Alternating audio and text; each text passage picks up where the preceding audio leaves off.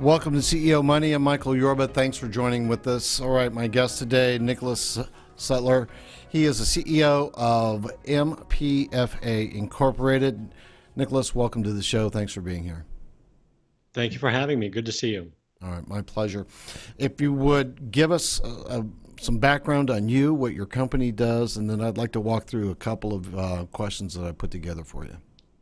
Sure, I'd be happy to. Well, the company is MyPFA, which is the corporate entity that owns MyPerfectFinancialAdvisor.com, which intends to be the eharmony or matchmaker, if you will, to match investors or consumers to financial advisors. And it's a brand new offering. It's actually not quite live yet.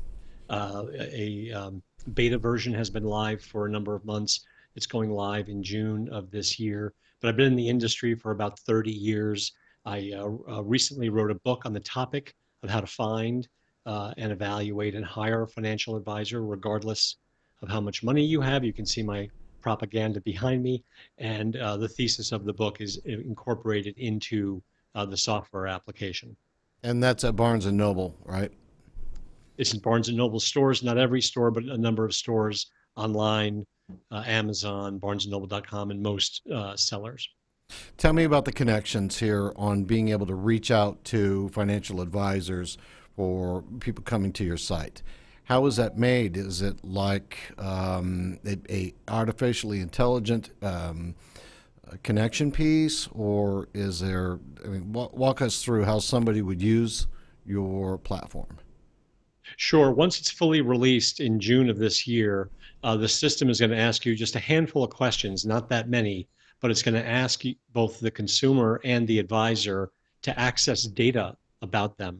So it's going to use artificial intelligence and big data, quote unquote, and our industry knowledge to make marriages, if you will, between the consumer or financial advisor, consumer or investor, and the financial advisor. So we intend to make the system a more efficient system to prevent data input entry errors or really aspirational statements when people fill out surveys about themselves. Sometimes there's a big mismatch when you rely completely on a survey of people, especially when it comes to a match, making type of site. When you think about dating sites, there's been issues with dating sites over the course of time where sometimes people just quite don't believe what is there on the screen. So we intend to minimize that error rate by going to where the data lives, with, of course, the permission of both the investor and the advisor. Now, you have some research that Vanguard, Morningstar, AON Hewitt put out that you wanted to talk about on today's show. Bring that out for us. Sure, a huge misconception about financial advisors. I mean, there's many, and that's why I wrote the book. I wanted the book to get out first, really to get consumers more acclimated to the notion of getting an advisor. And then obviously this is all incorporated into the application. But there's a lot of research that proves out financial advisors are worth it. And the kind of the bottom line is if you have a financial advisor, on average, year in and year out, that advisor will give you 3 percentage points of improvement, either in your portfolio or in your savings and your cash balances over the course of time. And Vanguard, Morningstar, huge names in the industry, financial engines, Aon Hewitt, and a number of others actually have done these white papers and this analysis going back in some cases as long as 10 years. And these firms, in some case, compete with each other. So it's kind of amazing as me as an industry insider to see these very large old companies really come to pretty much the same conclusion that if you have an advisor, you take their advice year in and year out, on average, you will do 3% better every year. And every once in a while, an investor will say to me, hey, so what? It's only 3%. But that adds up over the course of 5, 10, 15, 20 years. Conversely, there's research that shows the average investor loses 3% by being completely self-directed.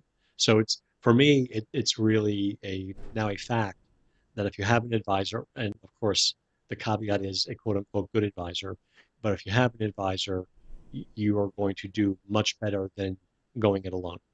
Now, you wanted to bring up millennials. I wanted to, that's kind of a touchy subject sometimes because some people have different concepts of how they actually stack up as clients when it comes to financial products. Right. Well, another myth. There's a lot of myths out there about advisors. And one of the myths is that it's hard to get an advisor if you're not rich. And actually, that's never been true. And it's certainly not true today. What is true, it was harder to find these advisors years ago.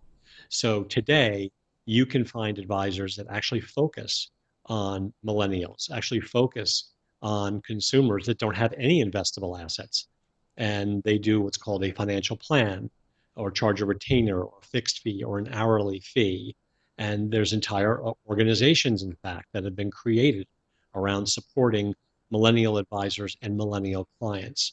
So, if you're listening to this and you're 25, 30, and you literally don't have a portfolio, you still should get a financial advisor. Generally, they're called a financial planner, and they will gladly take you and help you work through all the issues, whether it be college funding, savings, whatever the issue, may be that's financially germane to your life. Now, there are different schools of thought, and I'd like to hear your school of thought on this. How would you go about finding a great advisor versus a bad one? Sure. Well, the easiest thing to tackle that question is number one, the easiest thing to do is avoid a bad advisor in the absolute. And with one huge caveat, nothing in life is perfect. The system I'm building now will never be quote unquote perfect. Every system on the planet has some kind of issue with it. But a quick way to avoid a bad advisor is first and foremost, make sure you're actually talking to an advisor. The people that actually get taken advantage of most often hire someone that's literally not licensed. And there's two websites to go to validate a person's identity. It's either the SEC or the FINRA website. You go to those two websites and you, number one, find out, are they registered? Once you validate they're actually registered, then actually look at their history. Look at what's called their disciplinary history. Most advisors don't have any, but in some cases, those that do, and it's a very small number, but you don't want to be part of that tiny percentage, they have essentially what looks like a rap sheet. And if you see negative action after negative action after negative action, fines, even misdemeanors, even a felony, believe it or not, you likely are not going to want to deal with that advisor. So that's how to avoid a bad advisor. How to get a great advisor, there'll be my system available in the summertime, but other ways right now to find a great advisor is, I map this out in the book, and there's other sources as well. There are trade associations you can go to. You can search, find advisors. Generally, it's better to find someone closer to you. And there's a whole series of questions to ask them, and some very straightforward ones like, what exactly do you do for a living? And what exactly do you not do for a living? And it's a very important question that most investors don't even think to ask, because they think advisors in some cases do everything, and that's never been the case, and it can't be the case. It's too complicated a world. So when an advisor tells you very quickly, this is what I do for a living, then it breaks down basically into two buckets. I'm either managing money, i.e. an asset manager, or I am a financial planner, or a third, frankly, they're a wealth manager. They do both, and they should be they should very easily be able to tell you that. And the second thing is ask them exactly how much money do you think you're going to make from my account, and more importantly, how. Do you charge an hourly fee, a retainer? Do you charge by commissions? Do you charge an assets under management fee? Each one of these models is fine as long as it's clearly disclosed and you understand it. And if the advisor can't quickly and succinctly and clearly tell you how to make money, that's a big flag that you're just a standard person.